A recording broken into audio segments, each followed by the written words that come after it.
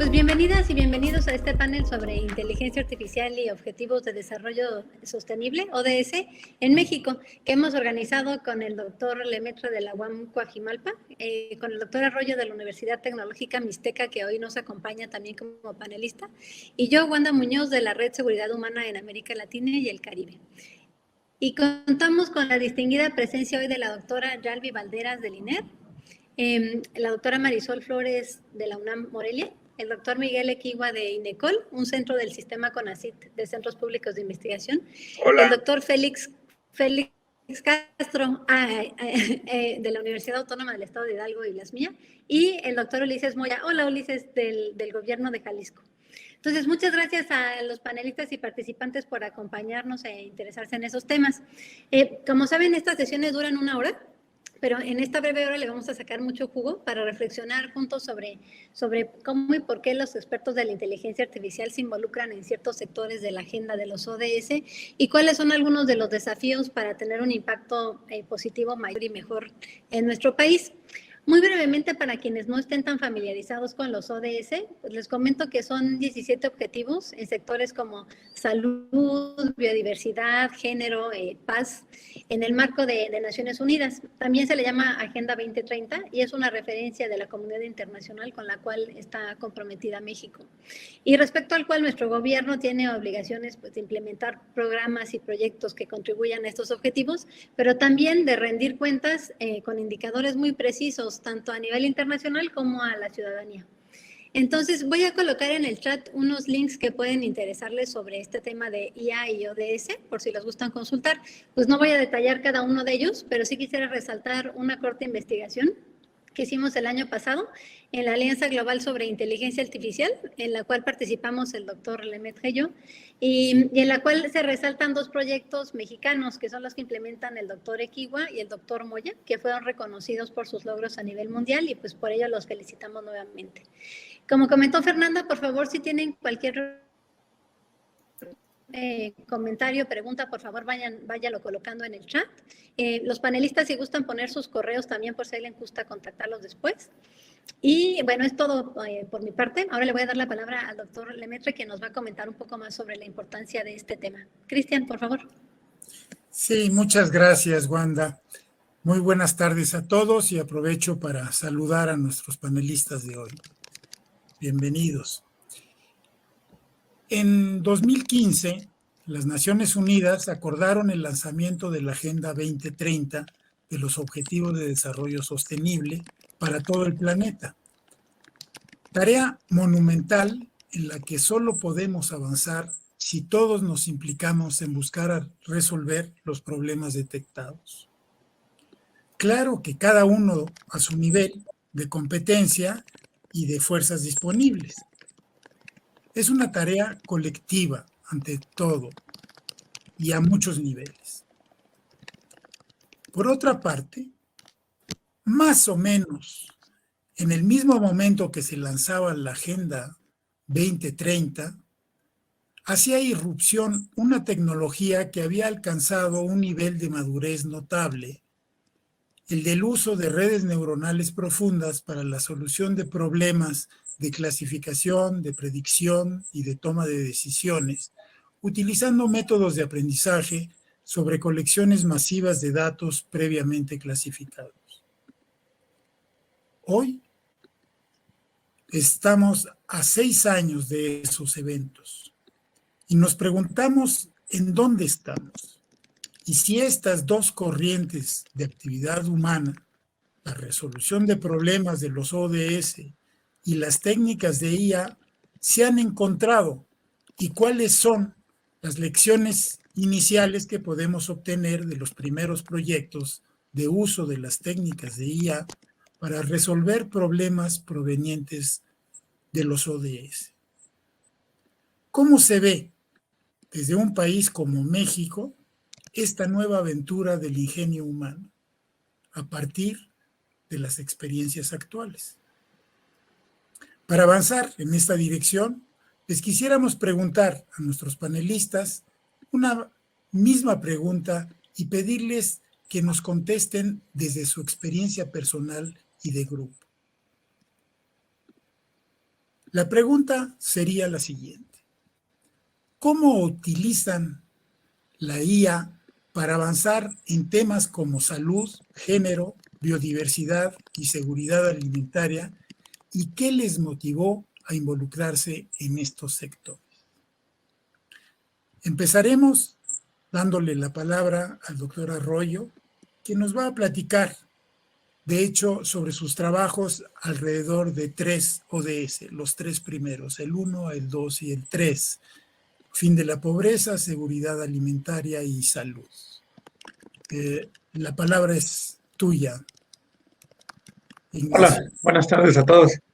Pues primero, muchas gracias por estar aquí todos ustedes. Yo, algunos los conozco, tiene poco que los conozco a otros, pero me parece que es una buena oportunidad para, pues, compartir, ¿no? Lo que hacemos y muy probablemente tengamos por ahí algunas intersecciones en cuanto a lo que buscamos, que principalmente, como decía el doctor Lemet, pues es ayudar a avanzar en la agenda de los ODS, ¿no? En mi caso particular, yo he trabajado en algunas cosas como resumen automático de documentos. Esto en algún momento no sabía, ¿no? Que estaba explícitamente, o no sabía explícitamente que estaba relacionado con los ODS.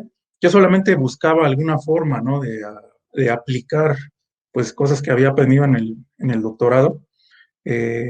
Para algunos objetivos que fueran o que tuvieran algún impacto social.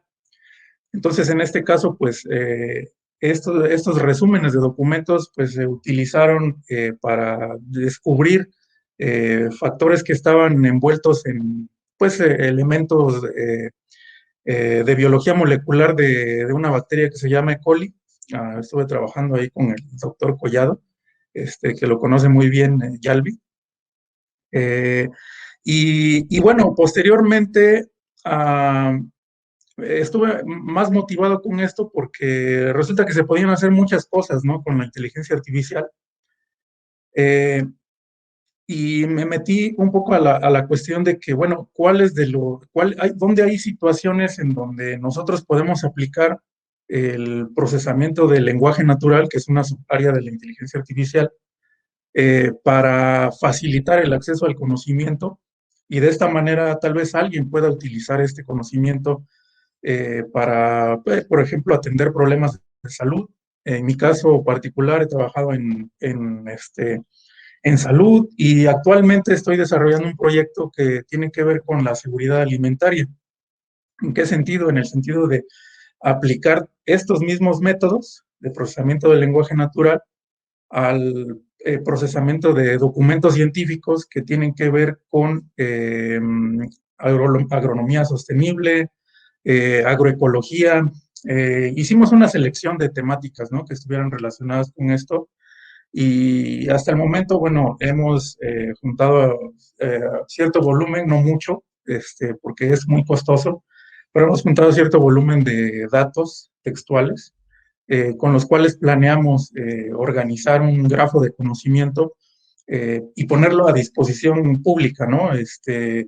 Pero bueno, falta mucho trabajo por hacer y bueno, eso es lo que he hecho y mi motivación principal, pues básicamente ha sido el hecho de que, pues, yo tengo, pues, no muy larga, ¿no? Una trayectoria académica, pero que yo pienso que tuve la oportunidad de elegirla, ¿no? De aprovechar esta oportunidad que ofrece estudiar un posgrado y todo esto, para hacer un trabajo que me gusta mucho, ¿no? Y mi motivación principal es devolver ese favor, porque pues a toda la población en México yo creo que de alguna manera contribuye a que personas desconocidas como nosotros estudiemos un posgrado y tengamos la oportunidad de elegir hacer algo que nos gusta en la vida. Y por qué no utilizar eso para ayudar en cosas que ya están muy bien identificadas, como en este caso son los objetivos de desarrollo sostenible. Esa es mi respuesta. Pues muchísimas gracias, Nacho. Me encanta tu respuesta porque además de tener ese conocimiento técnico, obviamente, se nota la motivación por aportar también al bienestar social y yo creo que es ahí donde se puede tener un gran impacto. Sin esa motivación, pues no podemos avanzar. Así es que gracias por esos comentarios.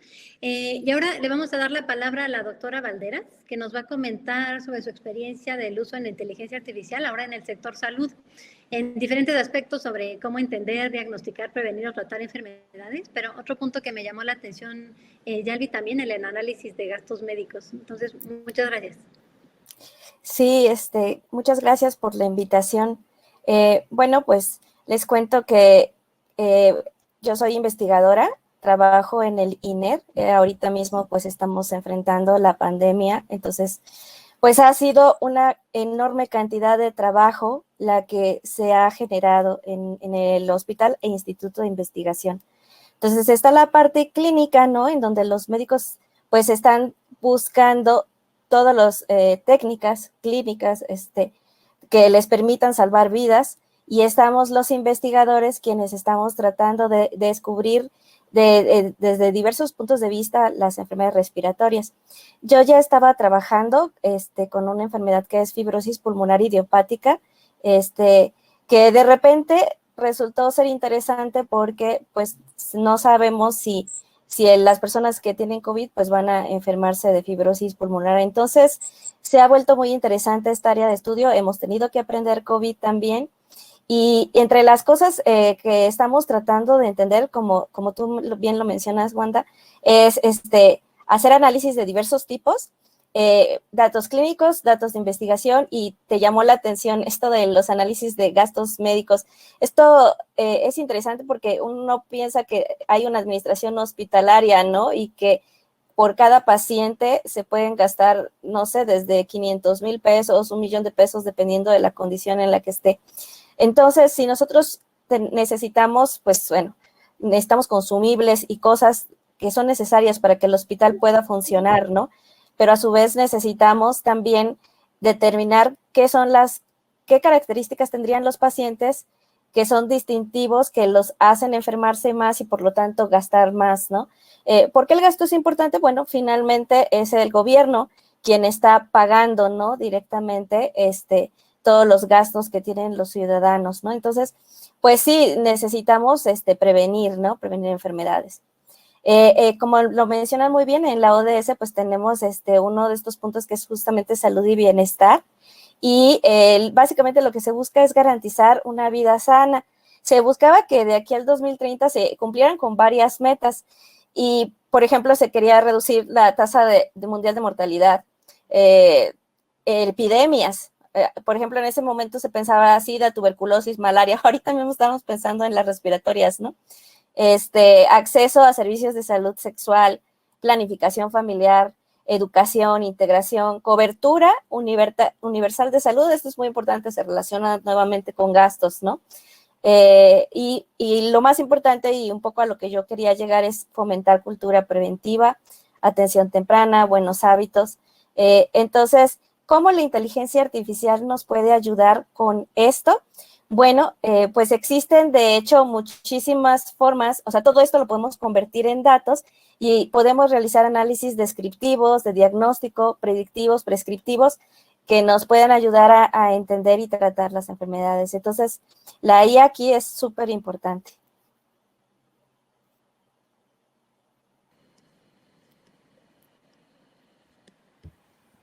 Muy bien, muchas gracias, Yalvi. Muy interesante todo ese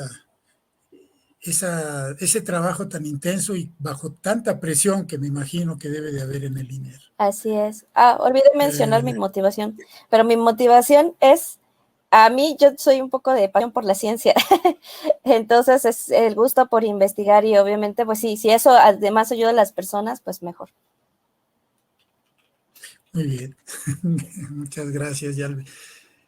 Nuestro siguiente panelista es el doctor Moya, a quien nos va a platicar de la utilización de la inteligencia artificial en el sector salud del gobierno de Jalisco y en particular alrededor de uno de los proyectos que tiene sobre la retinopatía diabética.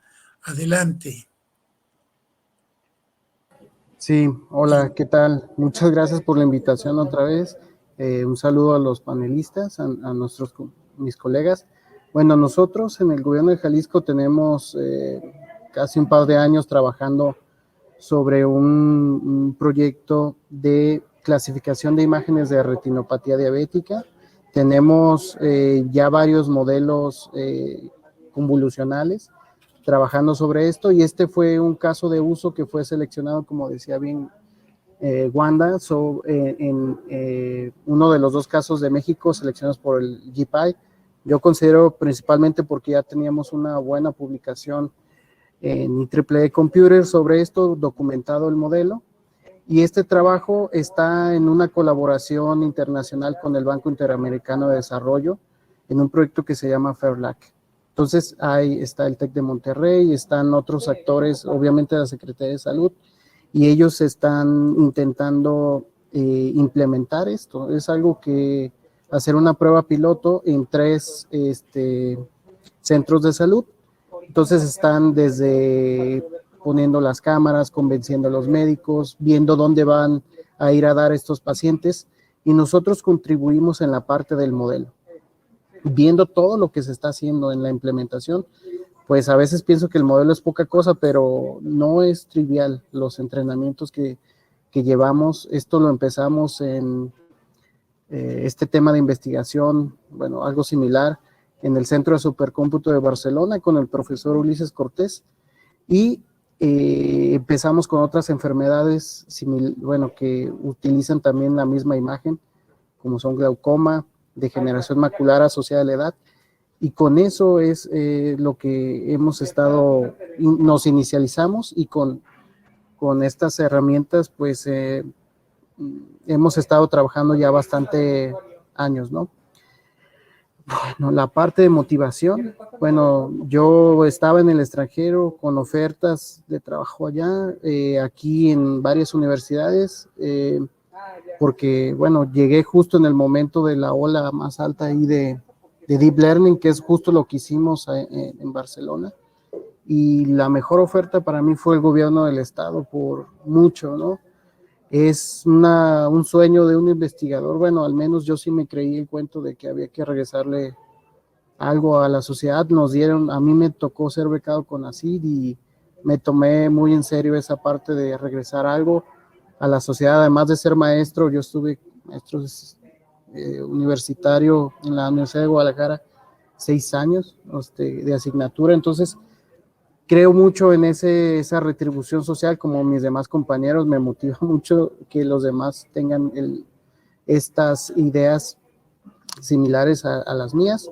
Y bueno, solo quisiera finalizar que este proyecto también tiene un componente muy fuerte de la parte ética. Estamos siendo evaluados continuamente con la gobernanza de datos, con la parte de cuidar que los modelos no tengan sesgos.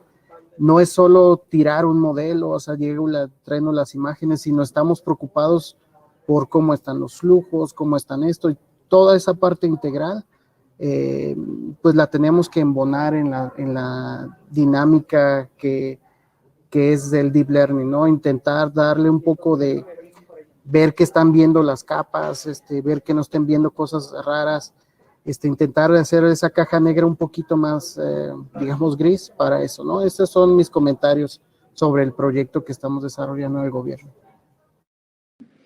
Buenísimo, Ulises. Muchas gracias. Y otra vez, felicidades por este reconocimiento. Yo creo que sí tiene que ver en parte con que ya estaba documentado, como tú dijiste, porque ahí, permíteme un pequeño paréntesis, uno de los desafíos que encontrábamos Cristian y yo es que había proyectos bien interesantes que no estaban documentados o que no estaban en línea o que no estaban en inglés, y entonces desde la perspectiva internacional eso se perdía. Pero yo creo que hay otro punto fundamental en su proyecto fue toda la parte ética que resaltas y que va ahí también muy de la mano. Entonces, ahí pues muchas gracias, Ulises. Bueno, y ahora vamos a darle la palabra a la doctora Flores, que nos va a comentar también un poco desde la perspectiva del sector salud, pero algo que a mí también me parece fascinante es sobre cómo y por qué han incorporado el tema de género y justicia de datos, lo cual nos vincula con el ODS 3 de salud y bienestar, pero también con el ODS 5 de igualdad de género, que a mi gusto debería ser un ODS transversal a los demás.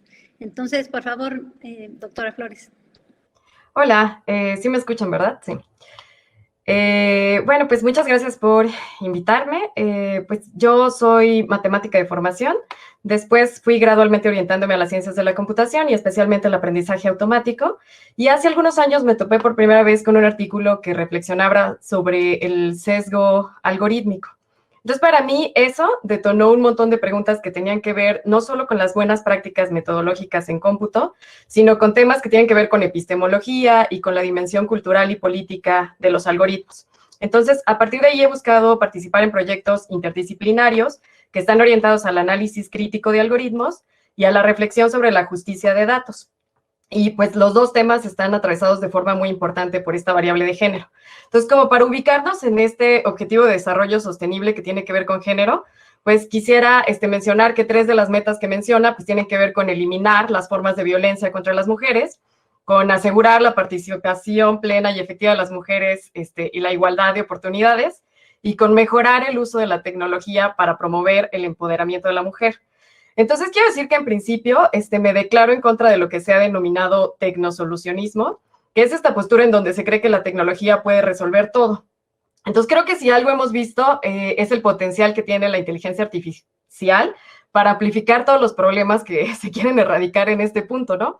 Es como si en cada paso que damos, venimos cargando un montón de prácticas que a veces ni siquiera se cuestionan. O sea, que Alexa o que Siri tengan voz femenina, que al poco tiempo de la creación de esta página de esta persona no existe, y no sé si la han visto, pero es esta página que te muestra rostros de personas generadas con redes neuronales artificiales. Entonces, pues a los pocos meses surge esta página que se llama Este desnudo no existe, que son desnudos de mujeres generados con Deep Learning. Entonces, parece que cada avance de la tecnología trae como de refilón este problema que ya teníamos, ¿no? Entonces, creo que el género y las ciencias computacionales en general han tenido una relación muy complicada. Desde la imagen de Lena, que también no sé si se acuerdan, pero era esta Playmate que se usaba en visión computacional, hasta la poca paridad que existe en la comunidad que desarrolla la tecnología. Entonces, yo creo que la inteligencia artificial, o lo que he visto en este recorrido que llevo, es que se puede utilizar para alcanzar las metas que plantea el ODS, pero pues que no es automático y que eso solo se logra en la medida en que pensemos las herramientas en otro marco.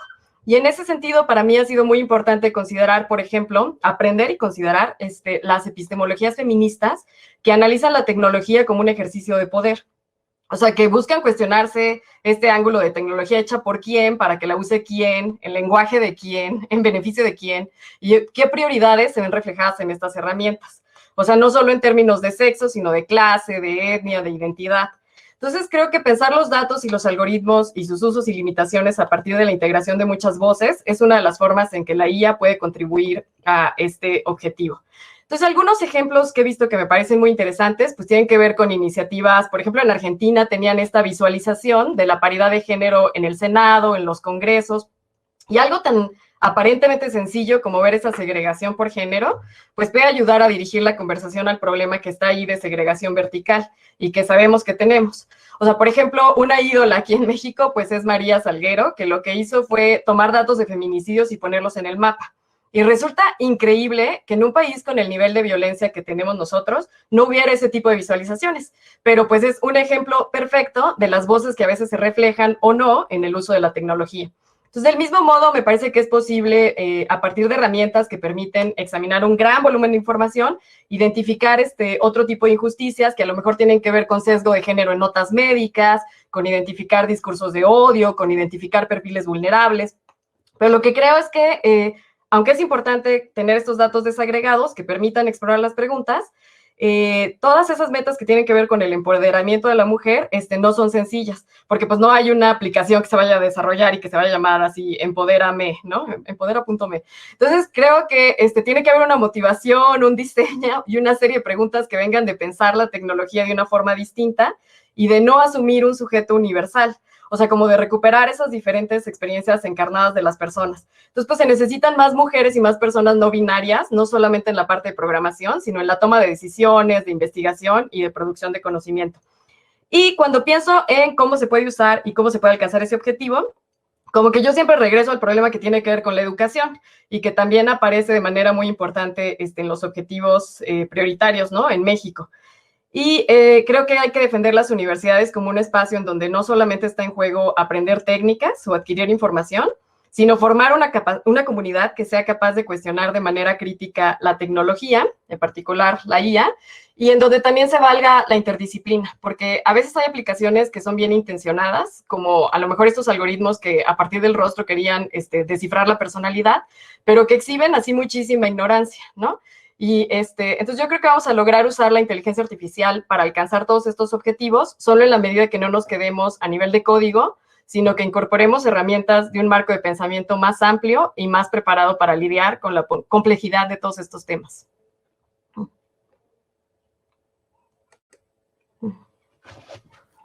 Pues muchas gracias, Marisol. Me parece muy, muy interesante todo lo que has defendido. Coincido plenamente, por cierto, pero ese no es el punto.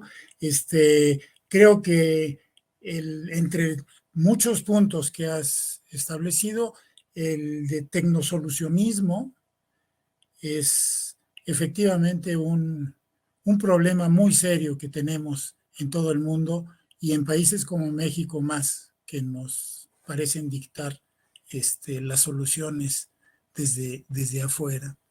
Y toda la perspectiva de género que has planteado también me parece muy interesante y muy importante.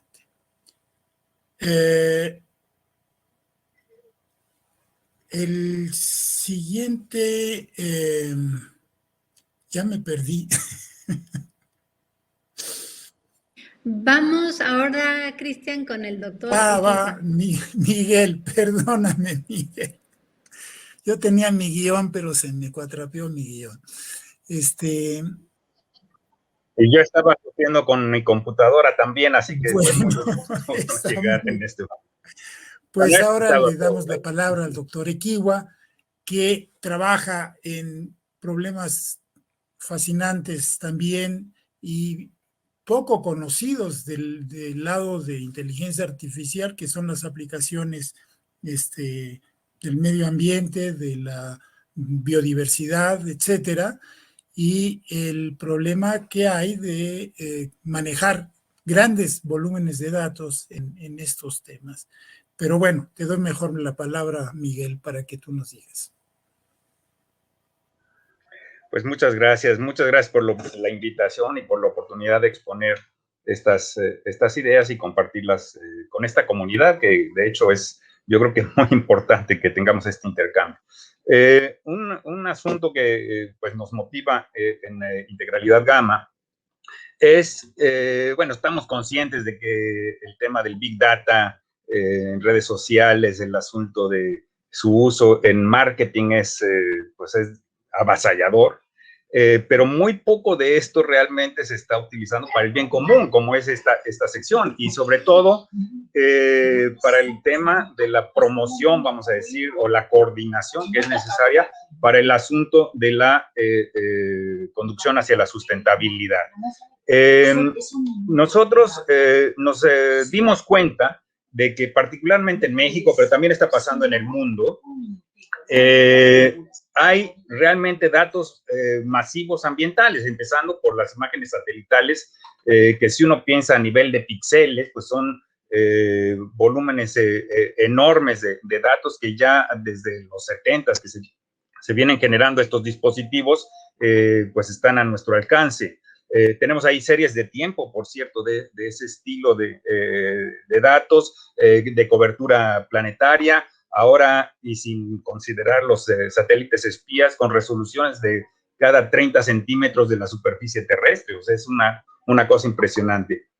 Hay esfuerzos, como por ejemplo en México, el Inventario Nacional Forestal y de Suelos, de lanzar equipos de trabajo al campo, para recolectar datos de sitio en una retícula de cobertura nacional que puede no sonar como Big Data, son 25,000 puntos en la República Mexicana en donde se documentan alrededor de 200 variables y se hacen año con año. Ahora también hemos convencido a CONAFOR y a CONAMP a través de la Semarnat el que se desplieguen grabadoras en ecosistemas, grabadoras automatizadas para escuchar los ecosistemas, los animales que viven en los ecosistemas principalmente. También hay una creciente, también como una cosa tecnológica, pues se han desarrollado cámaras que se disparan automáticamente con sensores de movimiento, etcétera. Y hay una población muy importante de investigadores en el mundo que ponen lo que se llaman trampas cámara, que son estos dispositivos para la adquisición de imágenes o video que tienen pues escenas de los ecosistemas. Eso también está desplegado en México y hay esfuerzos de este estilo. Entonces, nosotros caímos en cuenta de que podríamos utilizar esta información para generar a través de recursos de inteligencia artificial índices sobre el estado en el que se encuentran los ecosistemas. Índice al que llamamos el índice de integridad ecosistémica. Y pues precisamente uno de los objetivos de la sustentabilidad es mantener un equilibrio entre los intereses y el desarrollo humano y la conservación justamente del estado funcional de los ecosistemas, que tiene que ver con su índice de integridad. Encontramos además que en las Naciones Unidas se ha venido ya promoviendo desde hace algún tiempo los sistemas de contabilidad ambiental. Particularmente desde hace 2 o 3 años se viene gestando el interés en una contabilidad orientada a ecosistemas y entonces encontramos una oportunidad de sinergia pues muy buena con las Naciones Unidas y de hecho México está utilizando y va a reportar su primer contabilidad ambiental orientada a ecosistemas utilizando nuestro índice como una forma de medir el estado, la condición, como le llaman las Naciones Unidas, de los ecosistemas de México. Tenemos mapas de la República Mexicana en donde podemos hacer esto. Esto es un dato fundamental de política pública, ¿no? El impacto ambiental, el ordenamiento territorial, etcétera, son, pues, obviamente dependientes de este tipo de datos. Sorprendentemente, la comunidad ambiental, pues, está bastante alejada de estas posibilidades, se encuentran bastante alejadas estas nociones, particularmente platicando con INEGI, hemos encontrado ahí un tema, pues, de una cierta frontera tecnológica en ese sentido. Y creo que ese es un tema que valdría la pena también debatir de cara en este asunto. Sí es cierto que están los movimientos, por ejemplo, el STEM, ¿no? De fomentar cierta corriente de educación más orientada a matemáticas, tecnología, ingeniería, ciencia, y fortalecer estas habilidades desde los niños, a lo mejor desde el kinder, pero no es algo que esté ocurriendo todavía en México a gran escala, ¿no? A pesar de que hay muchas declaraciones de que esto debería estar ocurriendo. Nosotros estamos interesados también en que esto se promueva. Finalmente, y para concluir dentro de mis 5 minutos, perdón, ya me pasé 30 segundos, me parece muy importante lo que decía Marisol de considerar la dimensión de la transdisciplina. Yo en las charlas que tuve la oportunidad de escuchar en la mañana veo ausente el concepto de transdisciplina en esta comunidad. Y yo creo que es un asunto que está tomando, o sea, la crítica a la tecnología, algunos de los resultados de la ciencia, tiene mucho que ver con esta postura emergente de la transdisciplina como una forma de acercarnos al interés público, a la sensibilidad de las personas, a un asunto cultural, al papel de la ciencia como un ente transformador, pero no en posesión de unos cuantos empoderados con capacidad de decisión, sino como una cosa transformadora para la humanidad en una dirección, pues, de sustentabilidad, de valores éticos, en fin, ¿no? Otra serie de cosas que han sido importantes aquí. Y con eso concluyo. Pues muchísimas gracias, Miguel. Hay muchos puntos que resaltar de lo que comentas. Yo creo que el ejemplo del trabajo que ustedes realizan, digamos, es lo opuesto del tecnosolucionismo, sino que ahí demuestra realmente que puede haber soluciones concretas, prácticas que respondan a las verdaderas necesidades. Y además yo recuerdo por los intercambios que tuvimos cuando estábamos preparando la investigación de la Alianza Global, el trabajo que han hecho también con las comunidades, que me parece también esencial. Entonces, bueno, les agradezco mucho y además les agradezco mucho que hayan respetado los 5 minutos. Y ahora quisiéramos hacerle una pregunta al doctor Castro, que justamente ahora partiendo de su experiencia y también de la perspectiva amplia que tuviste como presidente de la SMIA, que tú nos comentabas desde esa perspectiva, ¿qué factores te parecen que han impulsado el desarrollo de la inteligencia artificial, específicamente enfocándose en proyectos como los que acabamos de escuchar, que realmente tienen un objetivo de contribuir al bien común? ¿Qué hace que eso es lo que se empiece a dar en México y cómo se puede fomentar más? Gracias, Félix. Sí, gracias, Wanda. Indudablemente muy interesantes todas las participaciones de los colegas que nos acompañan en este panel.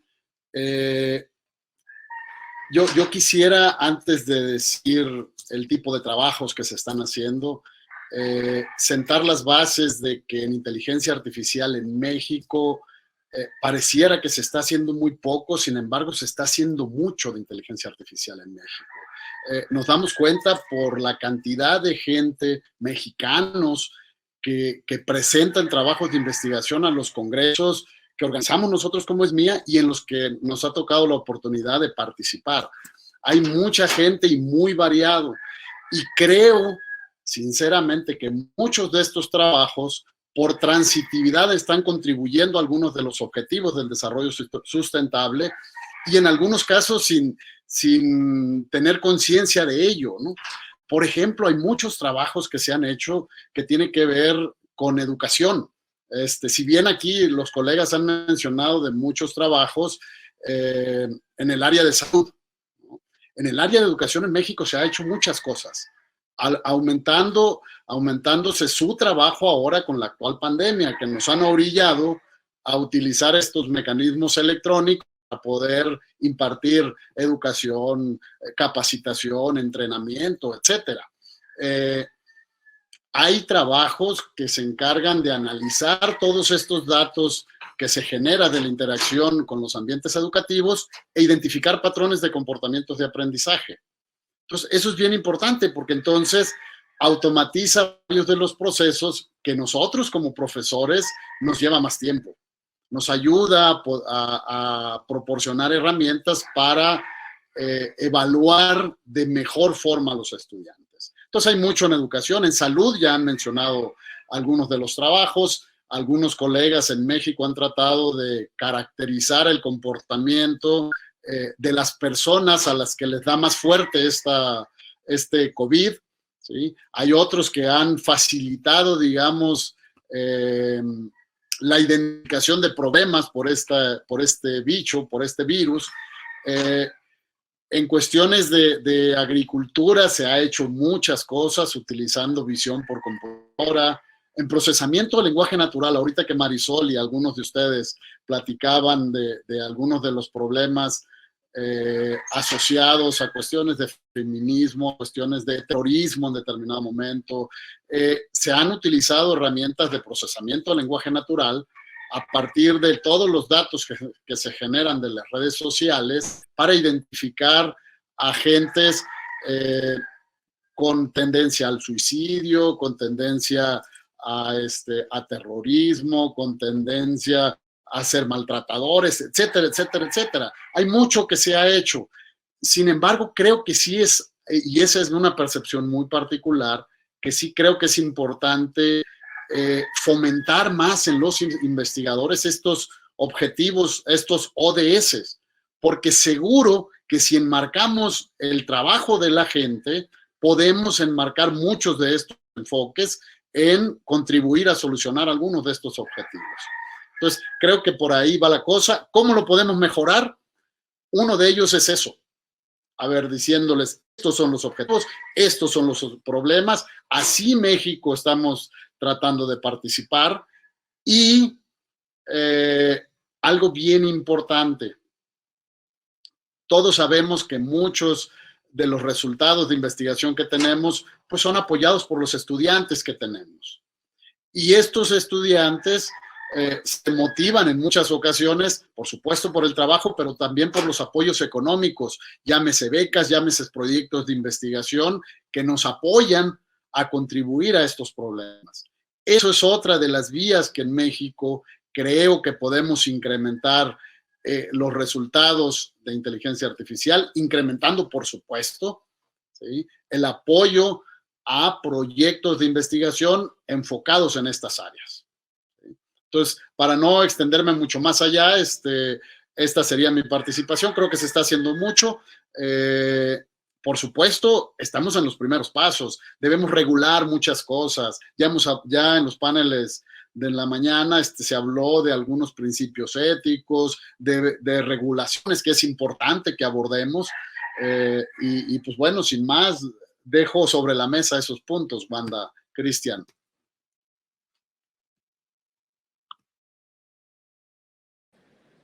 Sí, Félix, excelente. Muchas gracias por todo lo que resaltas. Yo creo que también, como dices tú, se está haciendo mucho y creo que algo que se podría pensar también es cómo darle difusión a lo que se está haciendo, tal vez cómo vincular de manera, no sé si más sistemática, más formal o en todo caso más frecuente a la gente que está trabajando en estos temas.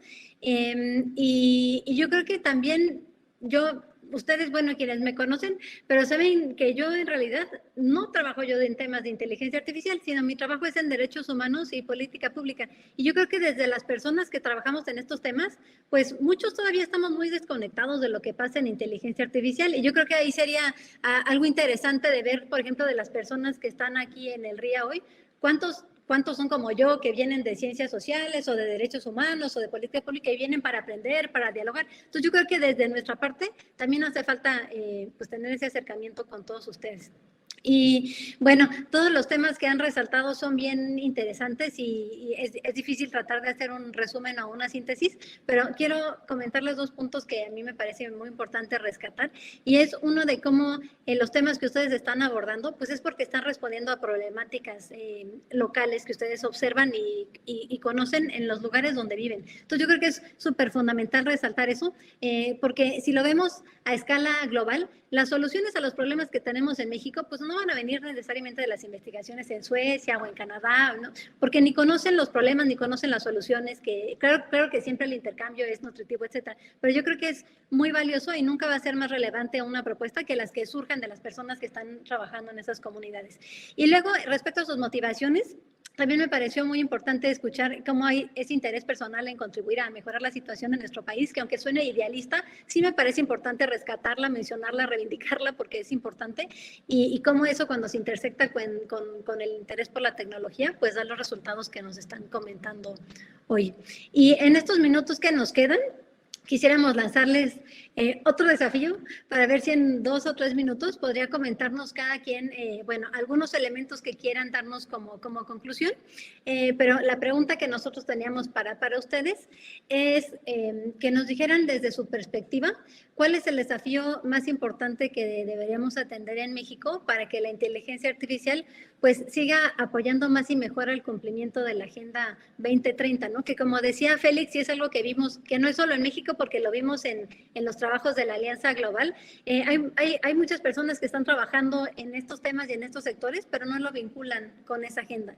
Entonces, bueno, estos son algunos de los puntos que nosotros tenemos en mente, pero más bien quisiera dejar un poco más abierto a que ustedes tengan espacio para hacer algún otro comentario que quieran para quienes nos están escuchando. Entonces, ahí no tenemos un orden en particular. Quien guste levantar la mano o abrir su micrófono. Puedo decir algo rápidamente, aprovechando.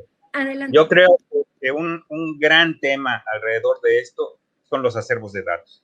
El otro tema de agenda que tenemos en nuestro proyecto de Integralidad Gamma es la promoción del acceso abierto a datos gubernamentales, desde luego. Y no nada más en el sentido de acceso a la información, sino también las estrategias de generación de datos relevantes para las distintas naciones, en este caso de los Objetivos de Desarrollo Sustentable, las políticas de custodia de formulación, digamos, de las bases de datos, etcétera. Justamente trabajando en esto con INEGI, pues un bastión de los acervos de datos, vemos que hay necesidades de modernización. Hay, por ejemplo, en la ley del equilibrio ecológico un mandato para Semarnat, para tener el Sistema Nacional de Información Ambiental, pero son acervos, digamos, de orden burocrático, desde el punto de vista de procesamiento de datos, de habilitar aplicaciones de inteligencia artificial, se quedan súper cortos. Entonces yo creo que ahí hay un tema de agenda. Otro tema en el que nosotros también nos metimos es explorar, que no hemos resuelto para nada, pero explorar la posibilidad de utilizar técnicas de lenguaje, de procesamiento de lenguaje natural para analizar las declaraciones, vamos a decir, que existen en el sistema legal mexicano, en este caso de cara a la promoción del desarrollo sustentable, y simplemente un análisis de congruencia y de correspondencia, vamos a decir, entre los distintos instrumentos de ley, una cosa muy difícil de hacer, me parece, a mano, pero creemos que sería posible utilizar técnicas de inteligencia artificial para hacer esto. Y más aún, utilizar técnicas de inteligencia artificial en tiempo real para observar el diario de debates en las cámaras de diputados y de senadores. Creo que podría ser muy interesante. Hay muchas cosas que se me ocurren, pero para no abusar. Muchas gracias, Miguel. Bueno, yo, si me permiten, quisiera... me parece que algo que dijo Miguel hace rato en la primera sesión es muy importante. En particular, creo que sí, una de las cosas que nos harían mucha falta, y no sé si, yo creo que más a nivel local, en nuestro país, en Latinoamérica, es la concientización del uso de la tecnología desde que estamos en los niveles básicos de educación. Aparte de la concientización del uso de la tecnología para ayudar a la sociedad, la concientización también de que hay muchas cosas en las que nosotros podemos formarnos y podernos utilizar la educación para ayudar a nuestra sociedad. Hacer que la sociedad crezca, ¿no? Con esa semilla, como decía Wanda hace rato, sobre tener siempre presente que algo que podemos hacer para nuestro beneficio también puede ser beneficio para la sociedad. Y otra cosa también que me pareció, bueno, me dejó muy marcado, porque en algún momento con un estudiante estábamos intentando plantear una tesis sobre cómo utilizar la robótica para ayudar a fomentar o a regenerar el uso de la siembra prehispánica, ¿no? En particular los asuntos de la milpa. Sin embargo, cuando empezamos a escarbar en toda esa situación de que cómo vamos a justificar esta tesis, por qué necesitamos un robot para hacer esto, al principio parecía fácil, pero cuando vimos que en realidad nos estábamos enfrentando a este problema del tecnosolucionismo, pues empezó a haber contradicciones, ¿no? O sea, de que cómo íbamos a solucionar ese problema de justificar la tesis. Bueno, ya desafortunadamente no se pudo hacer esta justificación, se decidió por hacer otro proyecto, pero entonces tal vez deberíamos también tener en consideración, cuando aplicamos la tecnología, a todos los stakeholders, ¿no? O que están a nuestro alrededor. O sea, ¿qué es lo que estamos haciendo? ¿En qué nos ayuda? Pero a quién también estamos afectando con lo que estamos haciendo, ¿no? Entonces, bueno, este simple planteamiento me parece que puede ser tan complejo como queramos, ¿no? Porque cada situación tiene sus pros y sus contras, ¿no? Y para saber cuáles son esos pros y cuáles son esos contras, bueno, hay que meterse mucho en cada uno de los problemas. Bueno, eso quería platicar, ¿no? Sobre esto. Muchas gracias, Nacho. Pues miren, yo como les había comentado al inicio, me tengo que despedir ahora, pero quiero agradecerles nuevamente y decirles que yo también escuchándolos me hace pensar en muchas temáticas que se trabajan en México de derechos humanos, como por ejemplo análisis y mapeo de la violencia de género, cruzándola con la importación de ciertos tipos de armamento. Otro que se hace de análisis de la legislación con el discurso, con el análisis presupuestario, y donde yo digo, nos andamos haciendo bolas con eso, siendo que tal vez ustedes tienen un montón de soluciones para apoyarnos con el análisis de todos esos datos. Entonces yo quisiera dejarme a mí como tarea, pero a todos, el reflexionar en cómo podemos vincular más, como les digo, entre las personas que trabajamos derechos humanos y política pública con el maravilloso trabajo que están haciendo. Entonces, muchas gracias y por el momento me despido. Hasta luego.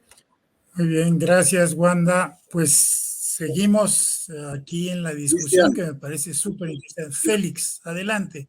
Perdón, Cristian, yo también me tengo que retirar, pero quisiera hablar varias cosas pero no me va a dar el tiempo. Nada más pongo sobre la mesa que como es mía, estamos disponibles y a su disposición, valga la redundancia, para que continuemos con este tipo de trabajos. Y de nuevo, soy consciente que hay muchas cosas que se están haciendo. Hay que vincularlos a estos objetivos del desarrollo sostenible. Pongo sobre la mesa alguna iniciativa de su parte, ya sea en el Congreso CAI, que está próximo a celebrarse, algún otro evento que, como es mía, les ayudemos a integrar este tipo de herramientas y desarrollos en IA en los objetivos del desarrollo sostenible. Entonces, sin más, yo ya puse por ahí mi contacto, estamos a la orden. Tanto yo como Félix Castro, como es mía. ¿Sí? Entonces, mucho gusto saludarlos a todos. Muchas gracias, Félix. Bueno, pues yo creo que es importante lo que nos acaba de decir Félix y habrá que tomarlo en cuenta y ver cómo continuamos con esta discusión en otros foros. Pero que terminemos siguiendo con nuestra discusión. ¿Quién tiene alguna otra contribución? Bueno, mis 2 centavos en 2 minutos, muy rápido. Pues cuando pienso en qué podemos hacer particularmente en México, me viene a la cabeza este ejemplo de una colega, la que quiero y admiro mucho, que hizo su doctorado en procesamiento del lenguaje natural. Y pues ella cuenta cómo tenía toda la intención de llevar a cabo su proyecto en español, pero los asesores y el comité le recomendaron que no lo hiciera porque eso requería muchísimas más horas, no había suficientes datos y no todas las herramientas funcionan bien o igual de bien que en otros idiomas, bueno, que en inglés, ¿no?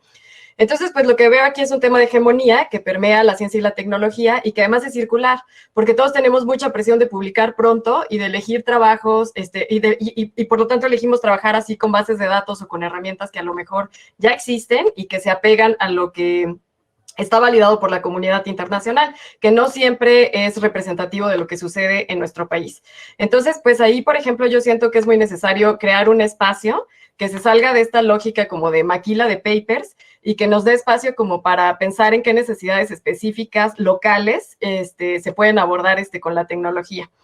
Y por otro lado, pues además de este compromiso que siento que se necesita de parte de los científicos, pues también creo que se necesita, de nuevo, vuelvo al tema de la educación, y como buscar una sociedad que valore el conocimiento y que tenga herramientas para cuestionarlo críticamente en sus alcances y en sus limitaciones.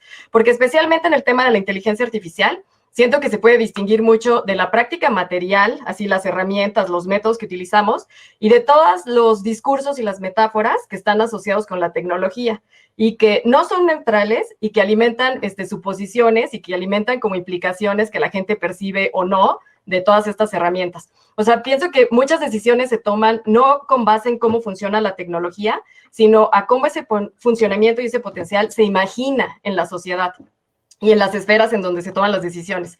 Entonces, me ha tocado neta estar en paneles en donde cuando hablan, por ejemplo, de ética en inteligencia artificial, se ponen a discutir sobre la explotación de los robots y sobre leyes de la robótica. Entonces, o sea, eso me preocupa porque en lugar de cuestionar aspectos más cercanos que ya tenemos encima, el discurso es sobre robots con autonomía, que es lo que está como en el imaginario, ¿no? Entonces, pues eso, el hecho que yo le llame nube y que se oye tan bonito y tan natural, pues a lo mejor vuelve menos evidentes temas de privacidad, movilidad o temas de consumo de energías que están asociados con estas granjas de computadora. Entonces yo creo que identificar esos marcos discursivos, esas formas de razonar que se derivan de ellos, es muy importante para que pensemos la inteligencia artificial en México. Entonces, pues yo creo que es necesario esas dos cosas, como cambiar el imaginario para que la gente se pueda enfocar en las preguntas que importan y pues eso, como diseñar este espacio en donde la comunidad científica se compromete y puede implementar tecnología que incida en el entorno, aun si eso significa poner en pausa intereses, no sé, como más directamente redituables. Gracias. Gracias, Marisol, muchas gracias. Muy importante lo que dices. Yalvi. Sí, ¿qué tal? Sí, a mí me gustaría participar nuevamente, respondiendo justo a esto del desafío en México para atender la problemática de la ODS. Entonces, hablando nuevamente en salud, los puntos importantes veo yo serían cobertura, ¿no? Que todas las personas tengan acceso a la salud, y cultura preventiva como cosas prioritarias. Es decir, pues todas las enfermedades están ahí y podemos estudiarlas, pero si pudiéramos prevenirlas es mejor porque nos ahorramos muchísimo dinero, ¿no? Ahora bien, ¿cómo podemos prevenir? Pues también hay que entender las enfermedades, por lo tanto se requiere hacer investigación científica. Y hemos hablado en algunos momentos de que sí se hacen cosas en otros países, por ejemplo, Reino Unido, Estados Unidos, tienen biobancos en donde se colecta información de las muestras, no tienen participantes que deciden aceptar donar muestras de sangre, orina o incluso información genética y demográficos, no sé, estilos de vida, todo eso para tratar de entender a lo largo del tiempo cómo esta persona pues se ve normal y después desarrolla una enfermedad y pues qué fue lo que pasó, ¿no? Pero en México no tenemos algo así y el pensar que nos van a servir los datos que están en otros países, pues no es necesariamente verdad, porque nuestra genética y demás pues puede ser diferente. Y la verdad es que a lo que apostamos en el futuro es a la medicina personalizada. En Latinoamérica, por ejemplo, tenemos el caso del Hospital Italiano, que ha estado haciendo un esfuerzo enorme por tener sistemas de información, al menos su hospital, desde que un paciente ingresa, ya tienen toda la información perfectamente bien documentada, los datos están, no están en papel como en México, como en todos los hospitales, ustedes no me lo van a creer, pero pues con todo y pandemia, pero los expedientes están en papel y si nosotros queremos hacer análisis de datos de las personas de nuestro país, pues no podemos hacerlo tan fácilmente porque primero habría que meter los datos a un sistema, ¿no?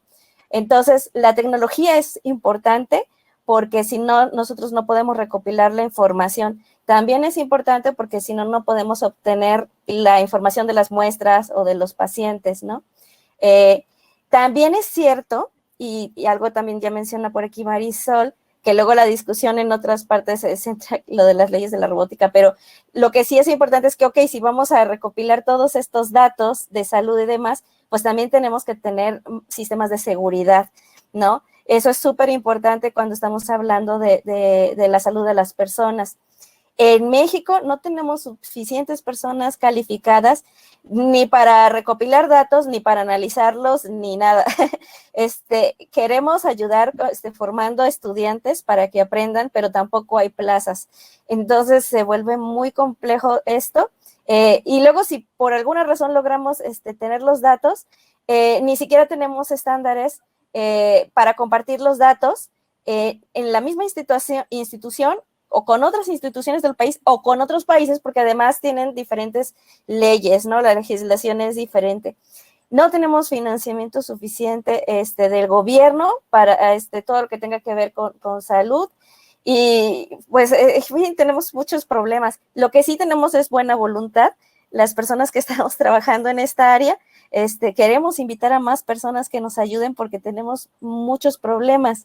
Entonces, bueno, yo dejo aquí las puertas abiertas para que discutan todo lo que comenté. Bueno, desgraciadamente, Fernanda, creo que estamos a punto de terminar.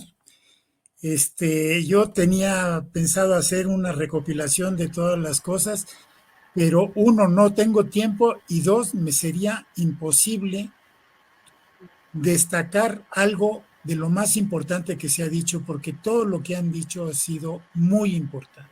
Y creo que pues la única conclusión que podemos decir es que esto debe de verse como un primer momento de una cadena de discusiones y de eventos en donde los problemas de los ODS que se reflejan en problemas reales de la vida de los seres humanos y del planeta, se pueden ver,